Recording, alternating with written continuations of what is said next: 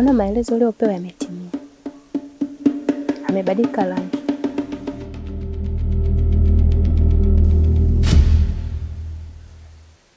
Kwani imekuwaje mpaka amekuwa katika hali hiyo? Yaani hata sijui nikwambieje. Maana aliniaga asubuhi kuwa anaenda kumchukua mtoto wa marehemu mdogo wake, akidai kuwa huko aliko anateseka. Haikupita hata nusu saa akarudishwa na vijana wakiwa wamembeba, wanadai kuwa amedondoka barabarani ghafla. Sawa. Mzee kaniambia mfunike mithili ya maiti.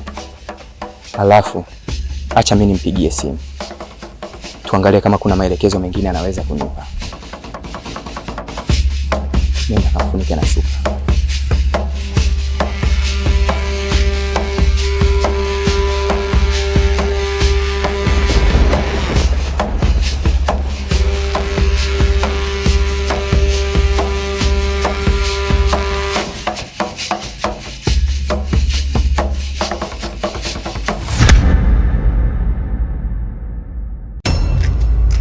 Wewe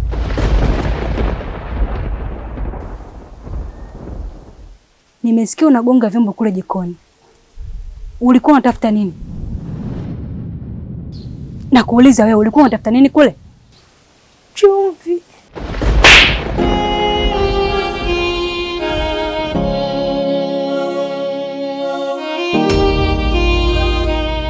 Hilo ni kofi au umepasua baruti? Mbona baba yenu mnanichosha kuwafuatilia? Nachoka baba yenu. Unataka kuniambia hiki chakula hakina chumvi, si ndio? Na kama hakina chumvi na maana mimi sijui kupika eh? Na kuuliza wewe. Sasa sikiliza nikwambie. Si unataka chumvi? Unataka chumvi mama eh? Kaa chini.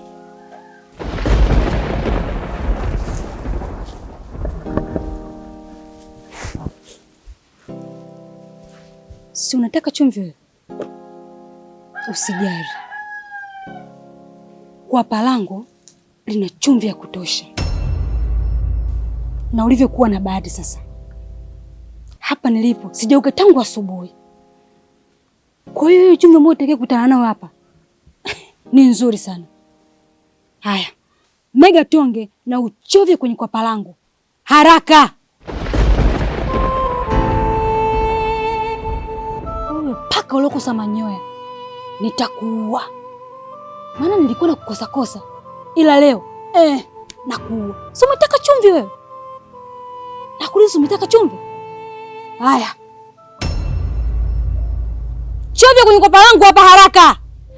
Chakula mezani lakini siwezi kula, maneno yake yanabana koo. Nilijificha nyuma ya mlango, nikakuwa nikimogopa kivuli. Wabaya, binadamu wabaya. Mwenyezi Mungu kama hivi. Hii jasho liloe kwenye hili tonge upate chumvi ya kutosha. Pumbavu wewe. Kula! Binadamu wabaya. Mwenyezi Mungu nijalie umri mrefu niweze kuwalea wanangu. Nini? Tafuna umeze. Si umetaka chumvi wewe? Hiyo ndio chumvi sasa. Na ole wako utapiki. Nitakulisha na hayo matapishi yako.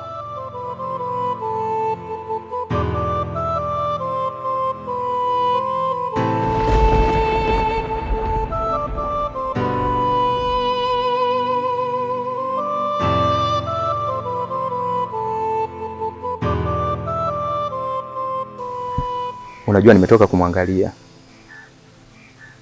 Kila baada ya dakika moja rangi yake inazidi kubadilika. Na kwa maagizo ya mzee anasema kuwa amelogwa. Na aliyemloga hatoki mbali. Hata hivi tunavyozungumza mimi na wewe, inawezekana yuko hapa hapa anatutazama. Hatutazama. Unapaza sauti. Hata hivyo, kuna kitu mzee kanambia. Kitu gani? Kasema kuna dawa anazifanya. Sisi tujifiche karibu na hapa, sehemu ambayo tutakuwa tunamuona. Na kitu au mtu wa kwanza kufika katika eneo hili, basi ndo atakuwa amehusika na mambo yote haya. Kwa hiyo tumkamate na tumpelekee mzee.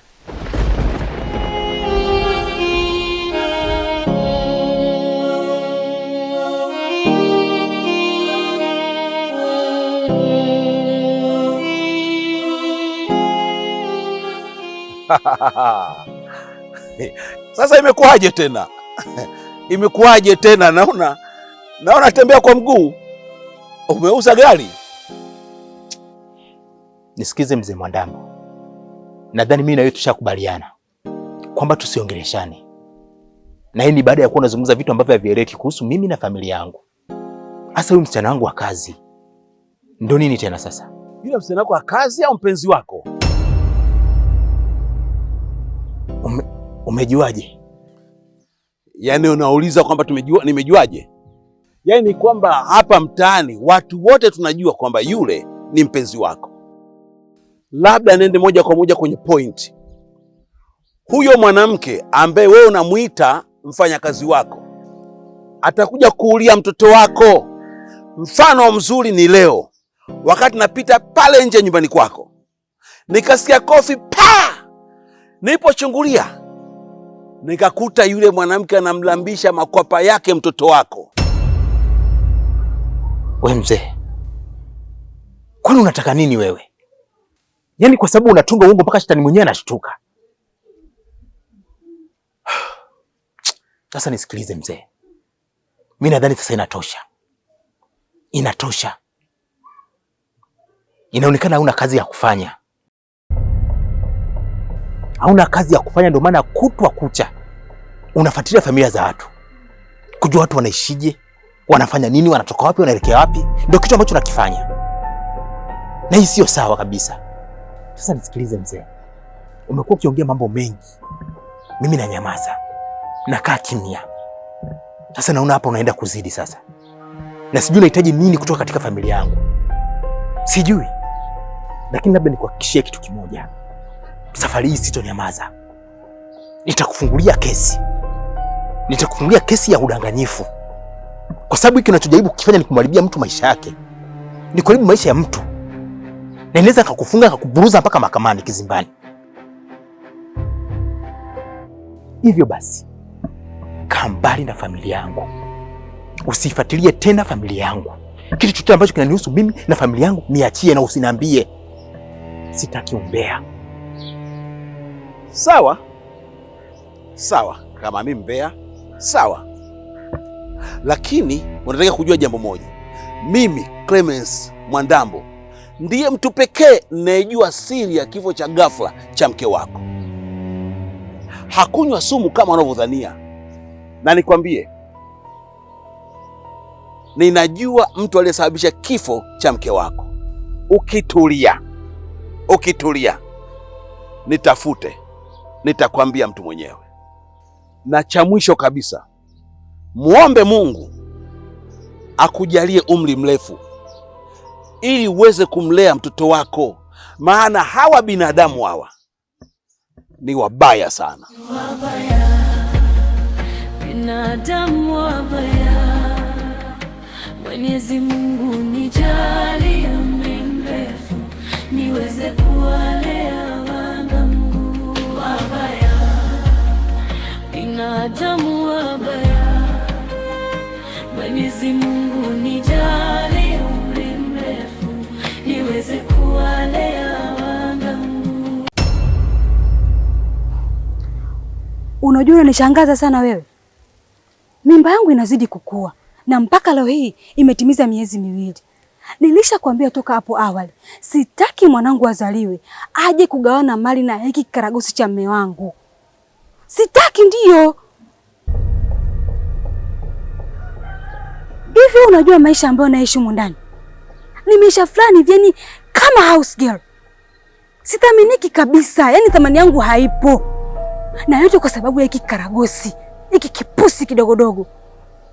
Yaani mume wangu anamthamini sana kuliko mimi. Anamdekeza mpaka naona kero yani. Na ndio maana nasema hivi, hata kama nikija kuzaa mwanangu, hatothaminika kwa sababu ya hiki kitoto. Na ndio maana nataka mtoto afe. Yaani auliwe kabisa. Jambazi gani? Jambazi gani unashindwa kufanya kazi yako ipasavyo? Unashindwa kukamata katoto. Unakavizia kanatoka shule unakakamata unakachoma choma visu. Kwa sababu akatumia hata risasi haka. Unakachukua unakamia. Ukoje wewe? Unajua kutegemea sana. Nilivyokuwa hivyo ni kidari umejazia, unaenda kufanya kazi yako kwa muda. Lakini kazi sasa ina miezi sio mingapi? Ni kazi siku moja tu. Nisubiri nini? Nisubiri nini yani? Hebu subiri bwana, nitakupigia baadaye. Na hisi kavi saloni naisha.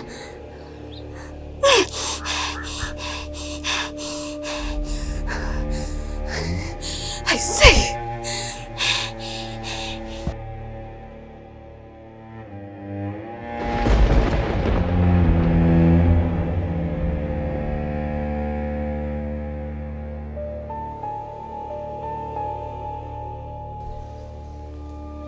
Wewe vipi? Upo hapo muda mrefu au? Ina maana umesikia kile ambacho nilichokuwa naongea pale kwenye simu? Na kuuliza wewe. Umesikia kile ambacho nilichoongea pale kwenye simu? Kwanza unapata ujasiri kuongea huko umesimama. Hadi piga magoti. Haya sema. Unataka nini mpaka unanifuata kama vile kumbikumbi? Auntie, kama kuna sehemu nimekukosea, naomba unisamehe. Maana enzi za uhai wa mama yangu ulikuwa unanipenda, ulikuwa unanijali. Lakini mama alipoondoka tu hapa duniani, umekuwa auntie kidude ambaye nisiye kutegemea.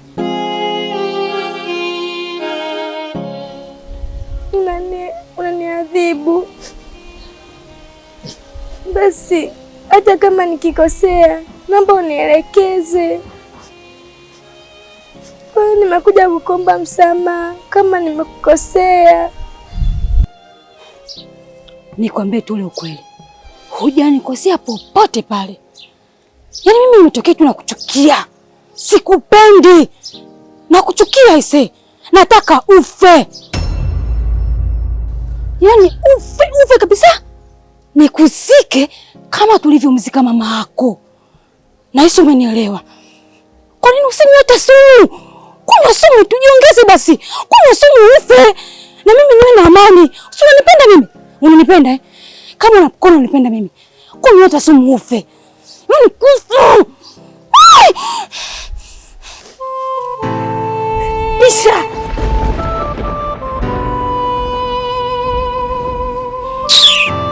Unataka nikuruke nije nianze tu takataka kama wewe?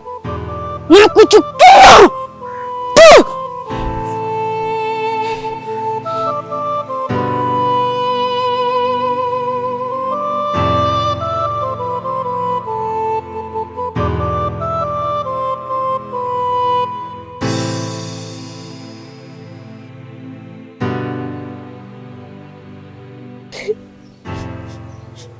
Mungu wangu, nimekosa nini mimi?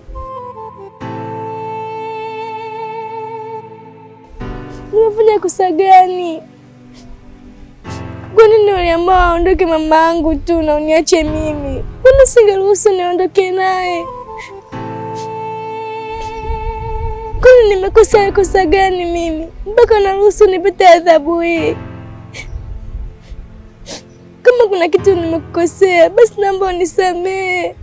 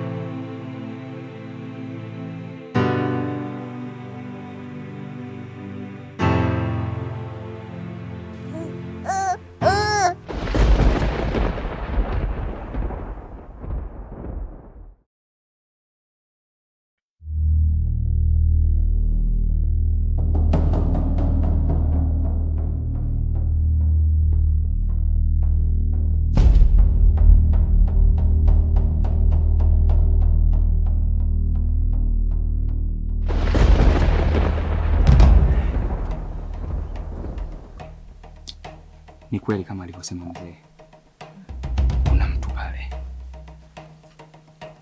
ila cha kushangaza ni mtoto. Mtoto? Ndiyo. Inawezekanaje? Mimi sielewi. Hapa kitu kikubwa ambacho kinatakiwa ni kufuata maelekezo ya mzee, ni kumkamata na kumpelekea. Sawa, basi twende tukamkamata.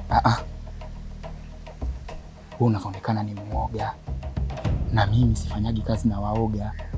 Weka hapo, tulie, acha mimi niende nikashughulikie hilo swala mwenyewe kama mtoto wa kiume. Shika, acha nikashughulike.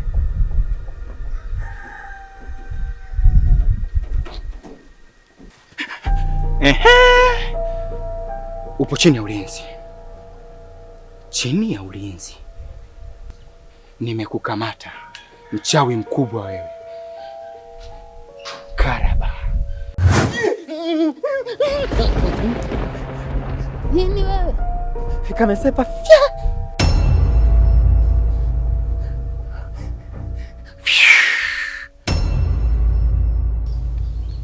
Kathe mwanangu,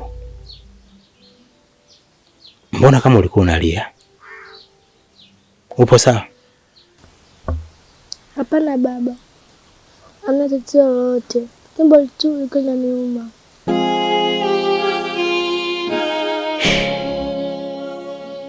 Unajua Kathe, inabidi fika hatua sasa tuambiane ukweli, na wewe ndio mtu pekee wa kuniambia uhalisia wa kitu ambacho kinaendelea huko ndani, kwa sababu nasikia maneno mengi mtaani. Watu wanasema, hasa majirani zetu, kwamba mambo yako sawa hapa, alafu ikizingatia wewe ndo unakuwa muda mwingi hapa na huyu anti yako. Wewe ukitoka shule ukarudi unakuwepo, sio kama mimi. Na kama kuna kitu hakiko sawa, basi wewe unajua, kwa sababu naona kabisa hauna nuru sasa hivi, hauna furaha, kana kwamba kuna kitu ambacho kinaendelea ambacho kwa namna moja au nyingine sio sawa. Ndio maana nataka nikuulize, kuna namna yote unanyanyasika au kuna vitu ambavyo vinaendelea ambavyo vipendi? Hapana baba, anti anyanyasi. Yaani tuseme, hata nikwambia tu ukweli, tumbo talikuwa liniumi, wala anti anipigi wala kuninyanyasa. Mimi tu nimemkumbuka mama.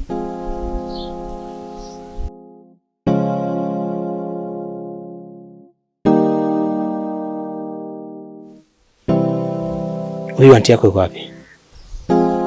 Yupo ndani.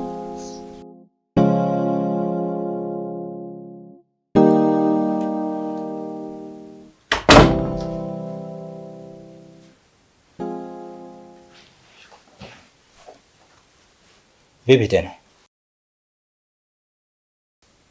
Mbona kama umeshtuka hivi?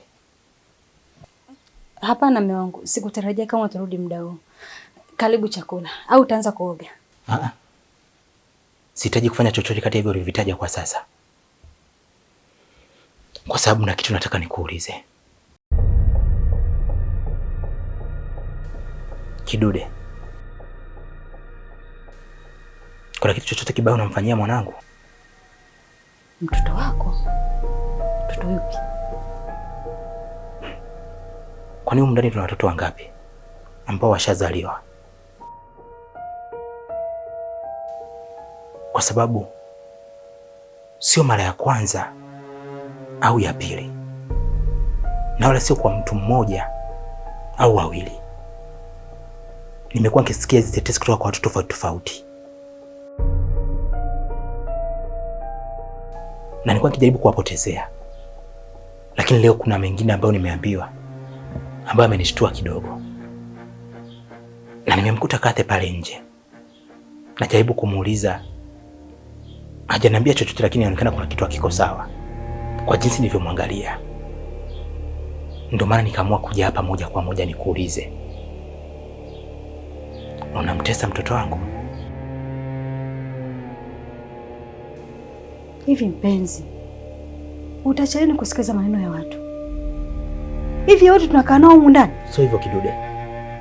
Watu wanaweza wakawa wakai na sisi, lakini wakawa wanafahamu mambo mengi. Na ninachojiuliza, hawa watu wote kwa nini wakusingizie kama wanakusingizia? Ila mimi na jambo moja la kukwambia. Lazima ujue mipaka yako humu ndani. Unajua kabisa Kidude kwamba wewe ulikuja hapa kama mfanyakazi wa kazi za ndani, na baada ya kifo cha ghafla cha mke wangu ulionyesha kumjali sana mtoto wangu. Ndio sijui ilitokea nini kajikuta tayari mimi na wewe tuko katika haya mahusiano.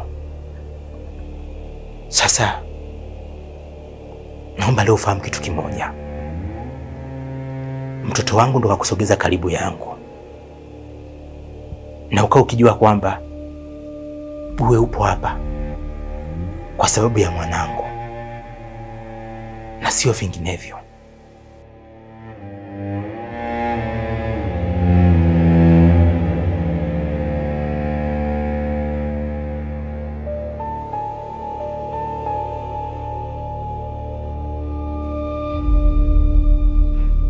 Kwa nini nakuwa hivi? Kwa sababu gani yani? Na ndio maana kaja mule ndani kafura ananiambia vile. Eti upo hapa kwa sababu ya Kathe. Kathe ni nani? Who is Kathe? Nauliza who is Kathe? Yaani nachukia mimi aisee. Napatwa na hasira. Na ndio maana nataka huyu mtoto afe. Yaani nimalize kabisa. Nilijua nikimbebia hii mimba atakuwa anandekeza kama mama vijacho wengine, lakini la hasha. Ndio kwanza naona mimi kama vile kanyagio tu. Kwa nini?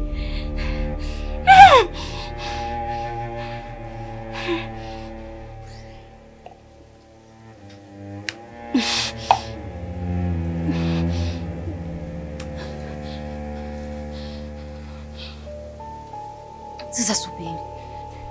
Nataka nimalize huu mchezo mimi mwenyewe. Nikija kulegea nitafeli sana tu. Na nikija kumzaa mwanangu lazima tutaishi undani kama vile wafanya kazi. Na sitaki kabisa hilo litokee. Sihitaji mimi Kidude. Nataka nimiliki huu mjengo. Nataka niwe mama mjengo. Subiri. Kazi sio maana kwenye hii nyumba. Sasa subiri afe, alafu tena atajivunia nini? Hata ni heshima tu. Heshima lazima itapatikana kwenye hii nyumba. Hii sumu ndio nilitumia kumulia mama yake. Na ndio hii nilitumia kumuondoshia huyu Kathe. Hata ni heshima tu.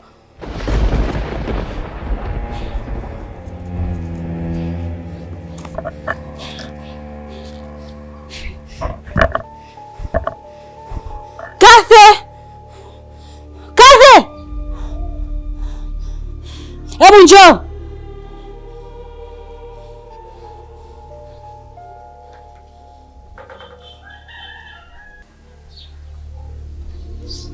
Abe.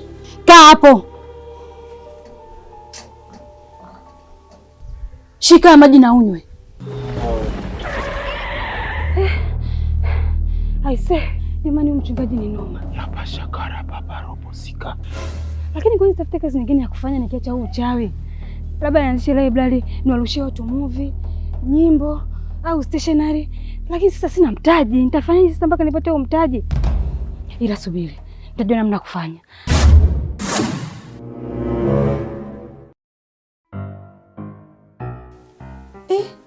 Wow. Jamani, ili duka lina kompyuta nzuri kwa mimi ambaye nataka kufungua library. Au nikusanye mzigo wa kutosha nikafungua na stationery kabisa. Lakini hapana, niache tamaa. Tamaa itaniponza. Si nimeshapajua hapa. Ni kwa mcha Mungu kompyuta, wapo Kariakoo, mtaa wa Glen Alikoma. Nitarudi tu. Subiri nishuke hivi na nitosha. Nitarudi tu.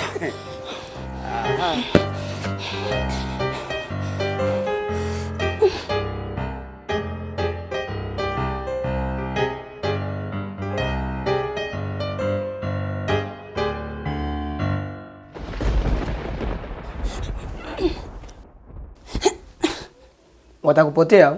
Bas, nimekwisha. Nakuuliza wewe unashanga nini? Watakupotea?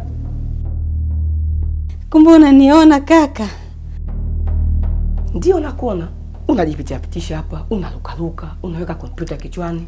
Ila mimi nakuangalia tu. Labda nikwambie kitu dadangu. Hapa ni kwa mcha Mungu kompyuta. Uchawi wako haufanyi kazi. Lakini pia dadangu nikutoe wasiwasi. Hivyo vitu vyote kompyuta ilivyochukua. Sijui kwa sababu ya kuendesha gari yako, sijui ma stationery yako. Hapo unajipatia kwa 2,500 tu. Ni 2,500? Mbona hela ndogo sana? Ndio hivyo dadangu. Hapa kwa mcha Mungu kompyuta tunauza bei kitonga. Na sio hivyo tu. Tuna hard disk za laptop, desktop, external case, VGA, monitor, mouse na vingine vingi kwa bei nafuu. Kaka. Yaani kuna sehemu nilienda kuulizia nikaambiwa bei kubwa ujue. Lakini hapa kumbe ni bei ndogo hivyo. Sasa kaka nikwambie kitu. Ndiko naomba vitu usininyang'anye. Nisaidie tu simu yako nimpigie ndugu yangu kule nyumbani nitumie tu hiyo hela. Maana hiyo 2,500 mimi ninayo. Haina shida, simu hii hapa.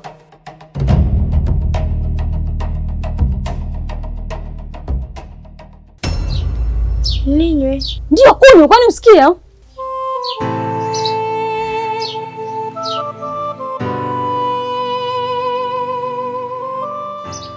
Lakini anti, mimi sina kiu kwa sasa.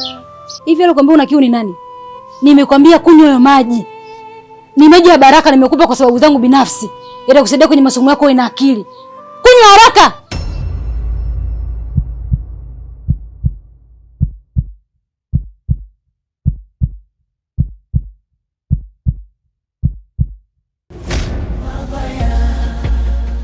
Binadamu wabaya, Mwenyezi Mungu nijalie umri mrefu niweze kuwalea wana wabaya.